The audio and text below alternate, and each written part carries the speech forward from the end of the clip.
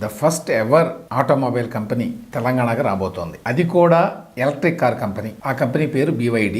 అది Chinese electrical auto maker. BYD full name ఏంటంటే build your dream. ఈ electric cars ప్రపంచవ్యాప్తంగా చాలా పాపులర్ అవుతున్నాయి.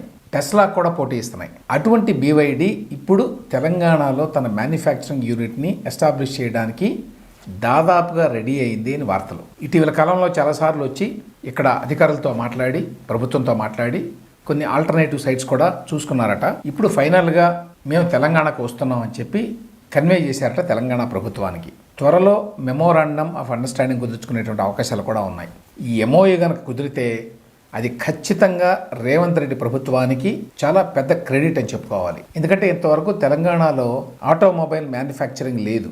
ఆంధ్రప్రదేశ్లోనే కియా మ్యానుఫ్యాక్చరింగ్ యూనిట్ ఉంది, సుజుకి కూడా ఉంది శ్రీ సిటీలో, హీరో హోండా లాంటి 2-వీలర్ మ్యానుఫ్యాక్చరర్స్ ఉన్నారు. ఈ మధ్యనే అశోక్ లేలాండ్ ట్రక్స్ను కూడా విజయవాడ దగ్గర మల్లవల్లిలో తయారు చేస్తున్నారు. తెలంగాణలో మాత్రం ఆటోమొబైల్ మ్యానుఫ్యాక్చరింగ్ లేదు ఇప్పటి వరకు. ఇప్పుడు కనుక BYD లాంటి ప్రెస్టీజియస్ కంపెనీ తెలంగాణకు వస్తే అది పెద్ద గేమ్ చేంజర్ కాబోతోంది.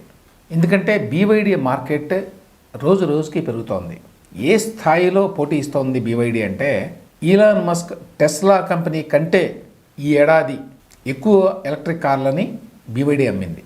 For the first time in the electric cars manufacturing history టెస్లాని అధిగమించి మరో కంపెనీ ఎక్కువ ఎలక్ట్రిక్ కార్లను అమ్మగలిగింది. తాజా లెక్కల ప్రకారం టెస్లా కంపెనీ 8.4 లక్షల కోట్ల విలువైన కార్లను అమ్మితే గడిచిన ఏడాది, అదే BYD 9.2 లక్షల కోట్ల ఆదాయాన్ని ఇచ్చినటువంటి ఎలక్ట్రిక్ కార్లను అమ్మగలిగింది. అంటే టెస్లాని BYD అధిగమించింది. ముందు ముందు ఇంకా పెద్ద పోటీని ఇవ్వబోతోంది అని చెప్తున్నారు. వాళ్ళ స్పెషాలిటీ ఏమిటంటే వాళ్ళ బ్యాటరీ ఛార్జర్ చాలా పవర్ఫుల్. ఎలక్ట్రిక్ కార్స్కి మెయిన్ ప్రాబ్లం ఏంటి, ఛార్జింగ్ చేయడం చాలా టైం పడుతుంది. కానీ ఈ 1 మెగావాట్ ఫ్లాష్ ఛార్జర్ తోటి ఛార్జింగ్ చేస్తే ఒక్క ఛార్జింగ్కి 400 కిలోమీటర్లు 5 నుంచి 8 నిమిషాల వ్యవధిలో ఛార్జింగ్ చేయొచ్చట. అంటే విదిన్ 5 to 8 మినిట్స్ ఛార్జింగ్ అవుతుంది కారు. అది BYDకి ఉన్నటువంటి ప్రత్యేకత. ఆ కారణం చేత BYD కార్లు బాగా అమ్ముడుతున్నాయి. భారతదేశంలో కూడా మీరు రోడ్ల మీద BYD కార్లను చూడవచ్చు. ఈ మధ్య చాలా ఎక్కువ అవుతున్నాయి. హైదరాబాద్లో కూడా చాలా ఎక్కువ కనిపిస్తుంటాయి BYD కార్లు. టెస్లా వాళ్ళు ఇంకా రావడానికి ట్రై చేస్తున్నారే భారతదేశానికి.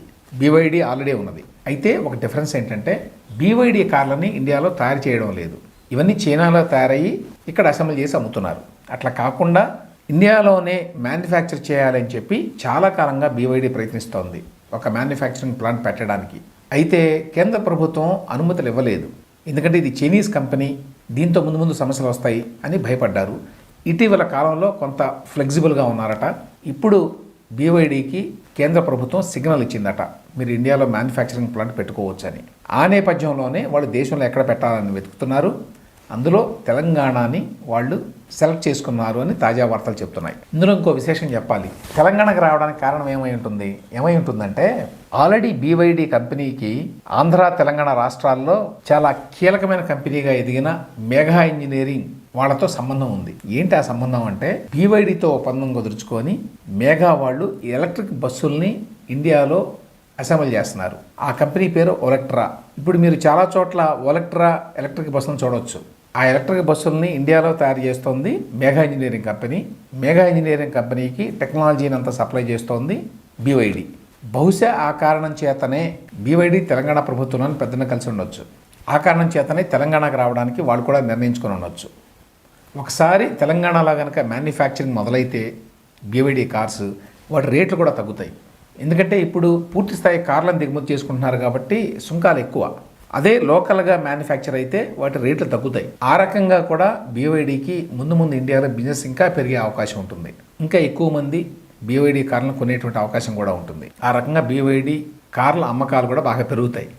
BYD ఒకవేళ తెలంగాణలో వాళ్ళ మ్యానుఫ్యాక్చరింగ్ ప్లాంట్ పెడితే ఎన్ని వేల కోట్ల రూపాయలు పెట్టుబడి పెడతారు అనే విషయంలో ఇంకా స్పష్టత లేదు. ఆ వివరాలు ఇంకా రాలేదు. కానీ ఆ మొత్తం చాలా భారీగానే ఉండబోతోంది. ఎందుకంటే ఏపీలో కియా ప్లాంట్ పెట్టినప్పుడు 10,000 కోట్లతో మొదలుపెట్టారు. ఆ తర్వాత ఇంకా ఇన్వెస్ట్మెంట్స్ పెట్టారు. దాదాపు 20-25 వేల కోట్ల రూపాయల ఇన్వెస్ట్మెంట్స్ ఇప్పుడు కియా వాళ్ళు ఏపీలో పెట్టారు. అదేవిధంగా తెలంగాణలో కూడా BYD ఆ స్థాయిలోనే పెట్టుబడులు పెట్టేటువంటి అవకాశాలు ఉంటాయి. ఆ రకంగా రేవంత్ రెడ్డి ప్రభుత్వానికి BYD మ్యానుఫ్యాక్చరింగ్ కనుక తెలంగాణకు వస్తే పెద్ద అచీవ్మెంట్గా చెప్పుకోవాలి.